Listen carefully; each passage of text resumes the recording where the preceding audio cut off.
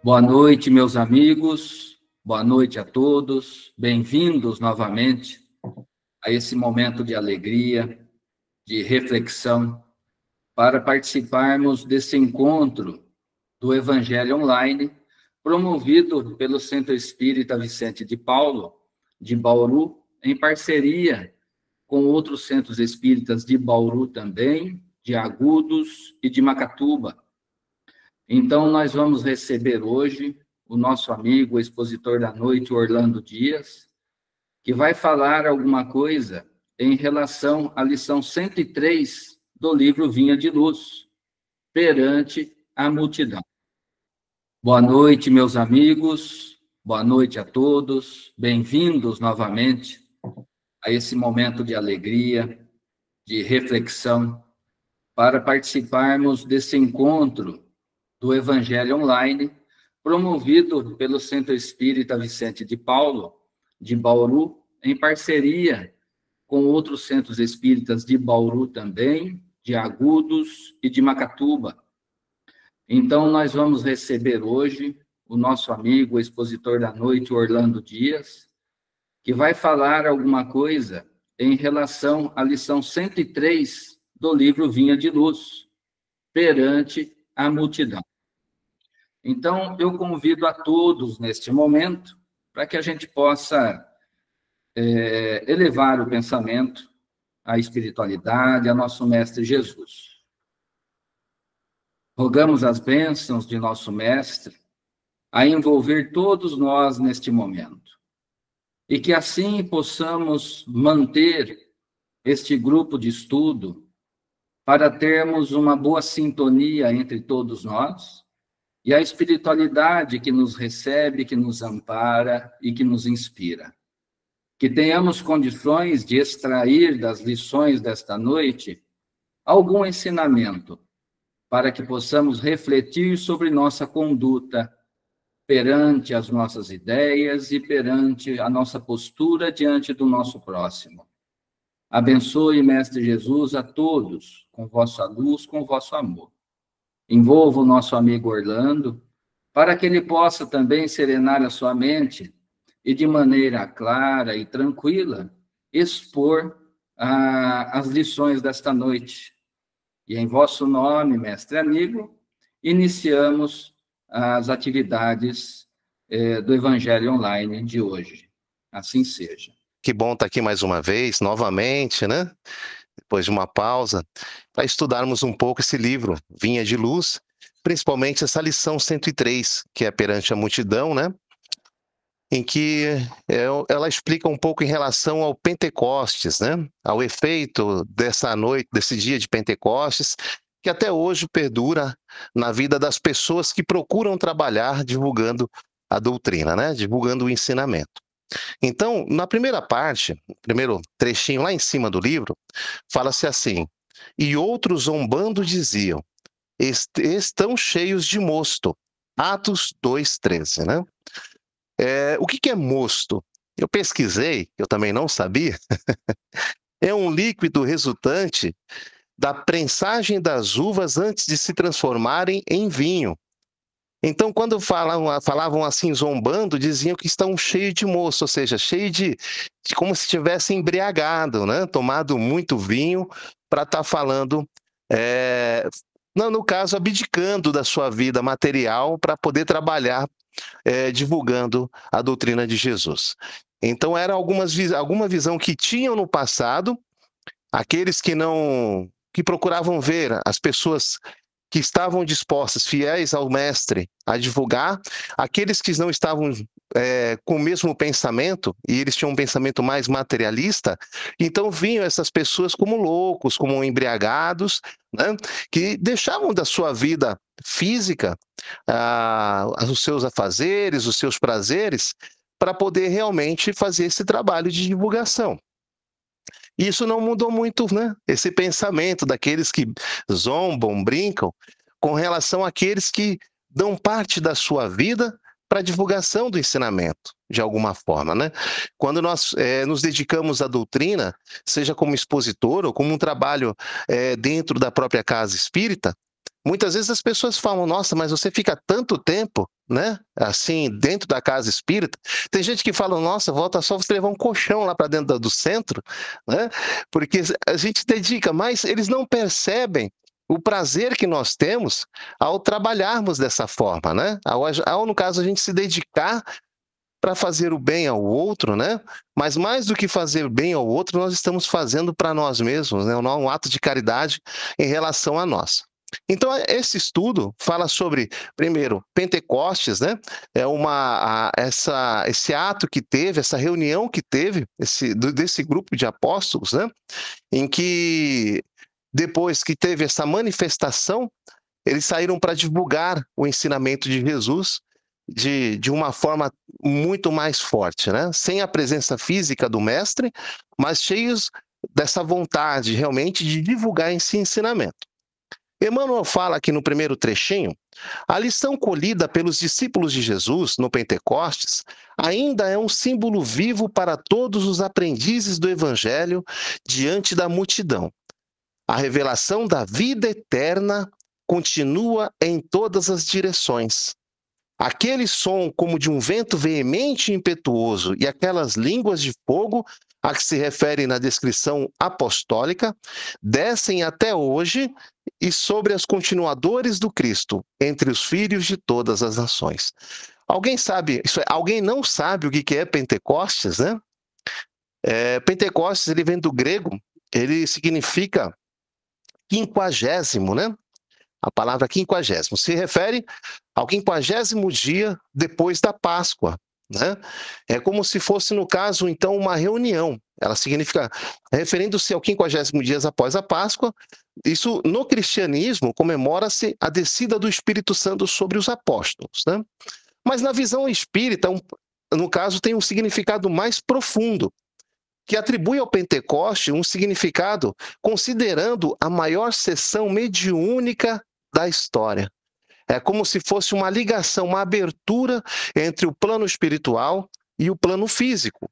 É o momento em que o Espírito Santo, ou seja, o Consolador prometido por Jesus, é enviado para guiar os apóstolos e, através dele, toda a humanidade, fortalecendo a fé e a mediunidade.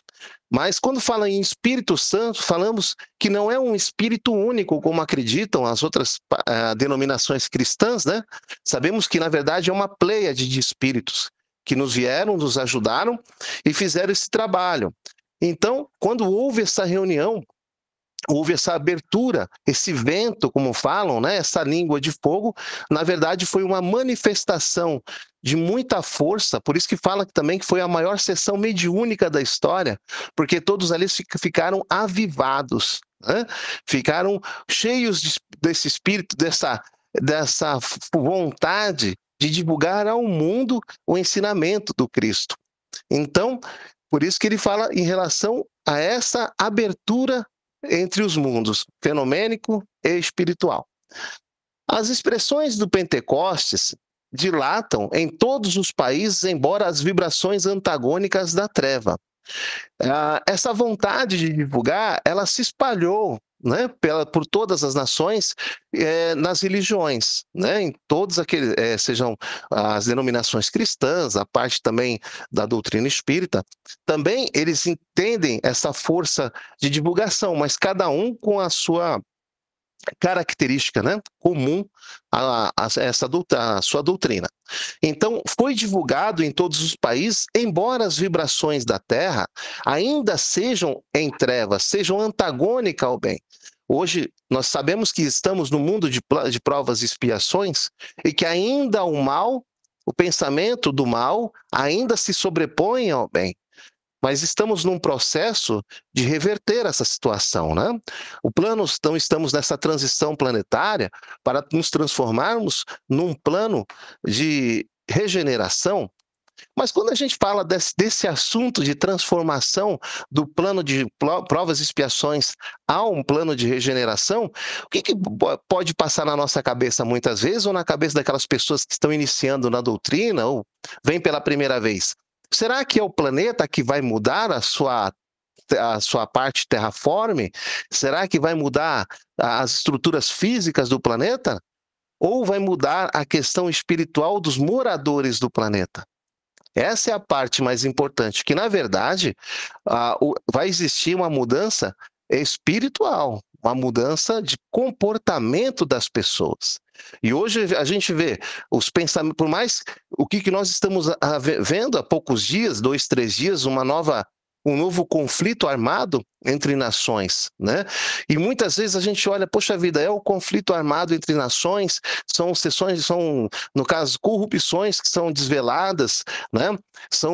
Parece que quanto mais você assiste uma televisão, abre a questão da internet, mais coisa ruim aparece e acontece. Então a gente vê que, na verdade, nessa transição, isso é como se fosse uma ebulição de sentimentos que estão presos há tanto tempo, arraigados nos corações humanos e que precisam, de alguma forma, sair, né? Antes da gente mudar completamente essa parte para o plano de regeneração, tem que soltar tudo isso que está lá dentro, arraigado, muitas vezes o ódio, o rancor de tantas vidas no passado. Então, por isso que a gente muitas vezes vê. E aqueles que estão trabalhando na divulgação da doutrina, ou nas outras religiões também, que querem o bem, estão trabalhando mesmo que aconteça essas situações aparentemente ruins. E é isso que deve ser feito. Não desanimarmos, continuar trabalhando para que as pessoas entendam o significado de tudo que está acontecendo com a gente. Por mais que as pessoas zombem, algumas pessoas falem que nós somos, alguns chamam de beatos, né? Ou que a gente vai morar no centro, ou que a gente vai morar na igreja, ou que a gente fala assim, nossa, nós não temos uma vida social tão badalada, né? Mas é que a gente sabe realmente o que é bom para cada um de nós. Sabemos realmente aquilo que hoje a gente sabe que vai fazer a gente crescer, o que vai fazer a gente ter o nosso progresso espiritual, né? Isso é o mais importante. Para esses leais seguidores, realmente são inumeráveis aqueles que, consciente ou inconscientemente, recebem os benefícios da celeste revelação.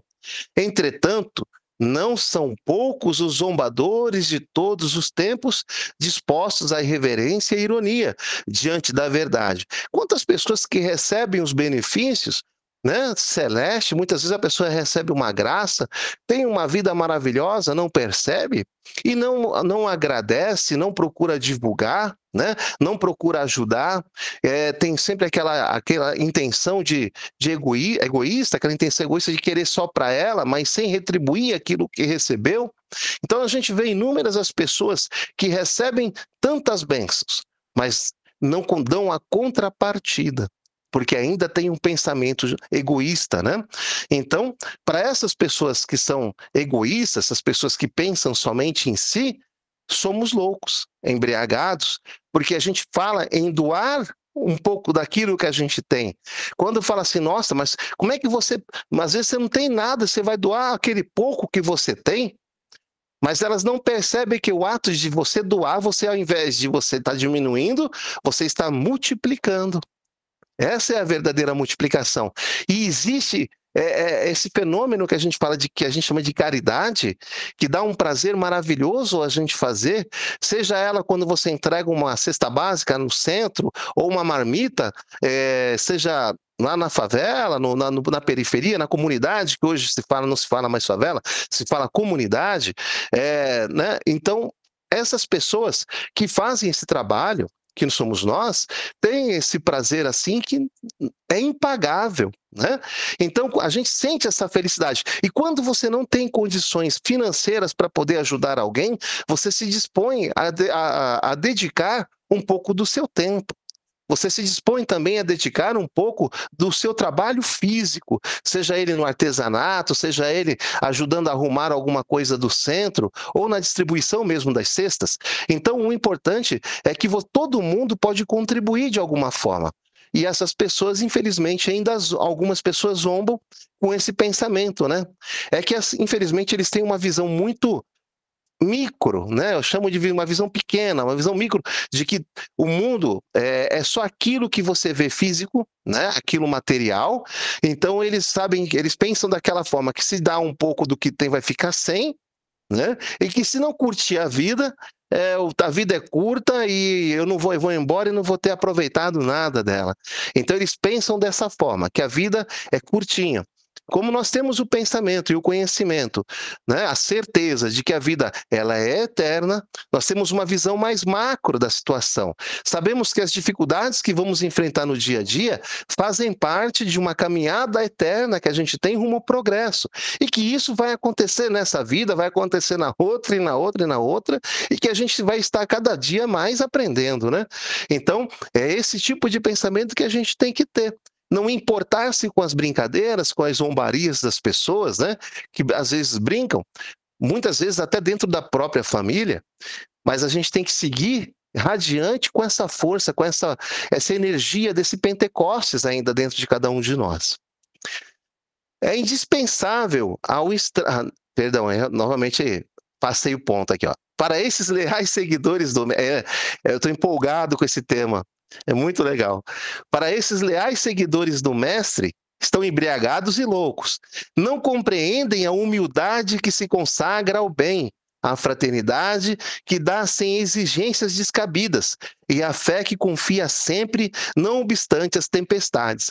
E quando mais difícil está a nossa vida, mais nós temos que ter essa consciência, né, de que tudo vai passar, de que nós temos fé. E muitas vezes também a pessoa fala, nossa, mas você não segue uma doutrina religiosa, você não trabalha e você está passando por dificuldade. Às vezes as pessoas acham que a gente, por estar trabalhando no centro, de alguma forma tem a vida fácil, né?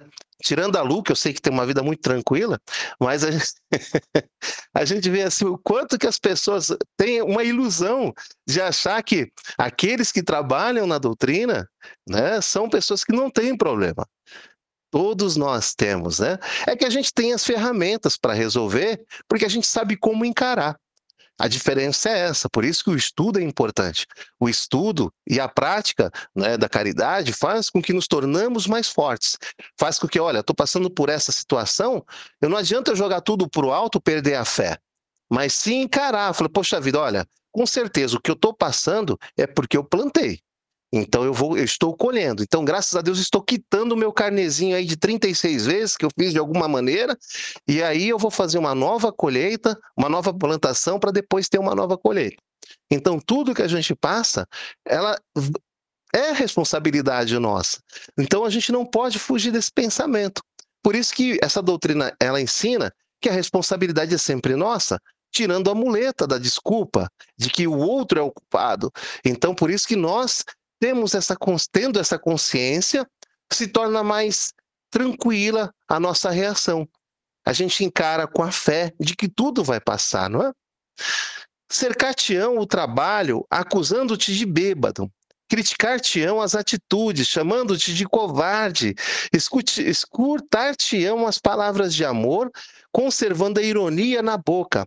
Para eles, a tua abnegação será envelhecimento, a tua renúncia significará incapacidade e a tua fé será interpretada à conta da loucura. O que eu falei agora há pouco, às vezes as pessoas vão ver a gente passando por um problema e falam, nossa, mas cadê a tua força, cadê a fé? Ou a fé, a força dos seus mentores, daqueles que te ajudam, né? E mal eles sabem que está dentro de cada um de nós. Que basta a gente apenas sintonizar com esse pensamento, com essa energia, com essa força, essa intuição que a espiritualidade nos dá todos os dias. Claro que não é fácil, muitas vezes, às vezes a gente fica um pouquinho triste por algo que aconteceu, mas logo a gente consegue reequilibrar o emocional, silenciar a mente. E a partir do momento que você reequilibra, você, né, sintoniza novamente com o que é bom, e aí você começa a falar, puxa vida, eu estava olhando que aquele problema era grande, mas eu consegui ver aqui que, na verdade, foi necessário para o meu crescimento. Eu precisei passar por isso para crescer. Eu passei. E a nossa fé tem que ser muito mais forte, né, nessas situações. Como tem gente que abandona tudo quando a situação fica difícil. Porque é fácil a gente ter fé e agradecer quando a gente está tudo bem, né? Quando você está bem financeiramente, quando você não tem inimizade com ninguém, quando está, vamos falar assim, o voo de cruzeiro, está tudo tranquilo, então é fácil a gente ter essa fé. Mas o momento realmente de colocar ela em prática, e nós somos testados mesmo, é nesses momentos de dificuldade. E aí que vem a zombaria de algumas pessoas. Mas a gente tem que ter esse crescimento interno, né? Que significa a gente colocar em prática tudo aquilo que a gente tanto estuda, né? Não hesites, porém, no espírito do serviço. Permanece como os pioneiros apóstolos nas grandes praças, onde se acotovelam homens e mulheres, ignorantes, sábios, velhos e crianças. Aperfeiçoa tuas qualidades de recepção, onde estiveres, porque o Senhor te chamou para intérprete da sua voz, ainda que os maus zombem de ti. Então, não hesitar no trabalho do bem seria não desistir e não parar de fazer o bem, de trabalhar, de procurar algo maior, né? Se alguém ainda não faz um trabalho voluntário, procure um, faça, movimente-se até uma defesa contra a questão de obsessores. O melhor escudo que a gente tem, que é claro que a gente não está sintonizando com eles, né? Muda a sintonia, é a caridade. É o trabalho de dedicação. Porque até os obsessores que nos perseguem de muito tempo, às vezes, eles vão falar, pô, a pessoa está trabalhando, ó, ele mudou mesmo, né? Então, nós mudamos a sintonia através do trabalho, eles mudam a sintonia entendendo que houve uma mudança nossa. Então, até nisso, como aconteceu com o Divaldo, né? Eles nos dão como se fosse uma tranquilidade para continuar trabalhando, né? Então a gente tem que continuar sempre pensando como no passado era mais difícil as coisas, né? Hoje, antigamente, olhar lá na época do Paulo de Tarso, né? Ou dos outros apóstolos em que andavam a pé um montão de dias, né? Meses andando a pé num sol escaldante ou no frio. E hoje a gente pode divulgar, né? Ou trabalhar ali pertinho na casa, fazer um trabalho de divulgação. E a gente tem que estar junto, né? Permanecer sempre pensando nas dificuldades e falar assim, poxa, no passado eram tão mais difíceis e eles continuaram. Quantos ali foram, a parte pior, né? Martirizados, sofreram, foram torturados, né? Morreram de forma triste, né? Você fala, poxa vida, um foi partido no meio, o outro foi lapidado, o outro foi crucificado de cabeça para baixo. Então, cada um teve uma martirização. E nós não. Então, tudo hoje é muito mais fácil. Então, a gente tem que ter essa mesma vontade, esse mesmo desejo de continuar esse trabalho, essa chama, essa vontade. E aperfeiçoar na qualidade da recepção onde estiveres é aperfeiçoar no nosso trabalho. Não faça um trabalho só, melhore cada vez mais. Aprenda um pouquinho, faz um pouquinho de cada vez. Mas para a gente poder fazer o melhor trabalho de divulgação da doutrina, não é apenas a questão lá fora, né? É o trabalho, eu vou entregar a cesta básica, eu vou ficar na recepção lá do centro, eu faço a apresentação, eu vou dar passe, porém, a mudança interna ficou paradinha ali, estacionada. Eu continuo o mesmo. 30 anos, 20 anos, a mesma pessoa. Arrogante, às vezes carregando mágoa, rancor, invejoso, egoísta, né? E achando que está trabalhando em qualquer lugar, no centro, vai para o nosso lar facinho. Né? Então não é assim, a gente precisa dessa mudança de dentro para fora. E a maior divulgação da nossa doutrina é através das nossas atitudes, né? Então não adianta a gente falar assim, poxa vida, quando a gente falar alguma coisa lá na frente, ou trabalhar, a gente pensa, será que eu estou agindo de acordo com aquilo que eu estou falando lá na frente? Será que eu estou, pelo menos um pouquinho, fazendo aquilo que eu falo? Seguindo com honestidade, retidão? Mesmo que eu cair, desanimo um pouquinho, será que eu estou tendo fé em levantar e seguir adiante? Então, o maior trabalho que a gente tem que ter é, no caso, o nosso exemplo, não é? É o nosso exemplo. Por quê? muitas vezes as pessoas tentam trazer alguns amigos, algumas pessoas para dentro da doutrina, né? E também as pessoas às vezes querem levar para a igreja. E a pessoa fala assim: não, mas você é isso, isso, isso. O que isso vai mudar para mim lá dentro? Não é? Por que a pessoa vai entrar lá dentro? Você continua a mesma pessoa de antes. Você faz isso, isso, isso. Como uma vez também aconteceu numa reunião mediúnica, o, o esclarecedor foi tentado conversar com o espírito foi lá e desmascarou ele. Simplesmente ele escaneou, viu tudo que ele faz. Ó, você faz isso, isso, isso. Então não adianta, a gente tem que ser o mais transparente possível nos nossos trabalhos, nas nossas atitudes. Então é isso que a gente tem que fazer, essa fé, esse amor, essa força de querer mudar o mundo, tem que começar aqui dentro. Essa chama tem que ser aqui dentro. Eu vou melhorar, eu vou mudar a minha forma de pensar o mundo, eu vou mudar ser menos egoísta, ser menos materialista, ter um pouco mais de desapego, fazer dessa forma. E quais são as aplicações pessoais que a gente pode ter em relação a esse estudo?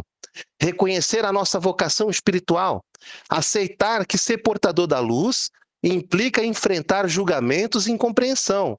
Isso que nem diz a Joana de Ângeles falou para o Divaldo, o médio que muito se explica, né, é aquele que, né, não tem fé. Então não precisa ficar se explicando muito. Aceitar ser portador da luz significa, não adianta ficar enfrentando julgamentos, rebatendo críticas, zoeira, pensamentos desse tipo que foi falado nesse estudo, e nem incompreensão. Continuar trabalhando. Perseverança solidária. Continuar servindo e transmitindo amor, mesmo com pouco reconhecimento. Isso daqui é fundamental, porque muitas vezes as pessoas esperam reconhecimento. Eu estou fazendo, eu quero que todos me vejam, né? Eu quero que todos me vejam entregando uma cesta, eu quero que todos façam algo que as pessoas veem que eu estou ajudando. E sendo que o certo é você ajudar de uma forma silenciosa. Tem um trabalho no Centro Espírita Luz Divina, e de vez em quando eu vou lá fazer esse trabalho voluntário. Acontece depois da reunião, isso quando acaba a reunião lá pelas 9, 9h30, o pessoal vai lá para a cozinha cortar legumes para fazer sopa ou fazer cachorro quente, essas coisas. E aí, isso lá pelas umas 10h30, 11 horas da noite, depois que acabou o trabalho, colocam tudo nos carros e vão lá para aquela avenida Daniel Pacífico, né? Ali é um pedaço bem escuro que é entre o Falcão e Bela Vista. Lu, é onde tem os tambores de fogo, viu? Onde tem a Lu fala que tem os tambores de fogo lá. Então, ali, e aí colocam uma música, né? Uma música gospel, uma música, né, que fala palavras bonitas, e aí começa a sair um monte de gente de tudo que é lado, gente. Gente de cima da árvore, gente do mato, começa a vir todas aquelas pessoas atrás de alimentação, coberta e tudo. E aí no primeiro dia que eu fui fazer esse trabalho, eles falaram assim: vocês são diferentes. Vocês não ficam tirando foto. Vocês não ficam se exibindo, né? Vocês não ficam mostrando para os outros. Então ele fala assim: vocês são diferentes, vocês só querem servir. Então eu me emociono porque as pessoas ali, eles já sofrem, né, algumas consequências, a rejeição da sociedade. Claro que tem os seus erros, aquilo que eles estão passando, mas a sociedade jogam eles à margem, né? E as pessoas iam lá, outras religiões também iam tirar foto com eles, mais preocupado com mostrar o que estavam fazendo do que se preocupar com a alimentação deles. Então, quando a gente fala trabalhar no serviço de amor, é não esperar reconhecimento. Se alguém for brigar com você, falar alguma coisa para você, e você entender que a pessoa às vezes está passando algo tão difícil na vida dela. Então, trabalhar sem esperar que você seja valorizado é fundamental, porque a gente não está trabalhando para o homem, nós estamos trabalhando para Jesus e para a nossa melhora interna. E a humildade na atuação, atuar com discrição, sem ostentar, mas com firmeza no caminhar, de que a gente não pode parar jamais. Essa dedicação de amor, essa força com que teve esses apóstolos na divulgação da verdade, né? Mesmo colocando a sua vida em risco, a gente não precisa tanto colocar a nossa vida em risco, mas a gente pode colocar cada vez mais essa força nessa mudança que o mundo está passando. E vão precisar muito de nós, da nossa força, do nosso equilíbrio, da nossa forma de divulgar a doutrina através das nossas atitudes, ser mais amáveis, mais solidários, ter mais paciência. É através disso que a gente vai fazer o mesmo caminho que os apóstolos fizeram no passado. Seguir em frente. Não com as línguas de fogo, como estavam falando, como eram colocados na época, né? Que essa língua de fogo, na verdade, é a força do Espírito, da Pleiade, né? De espíritos que nos ajudam a todo instante. Obrigado pela atenção de cada um de vocês.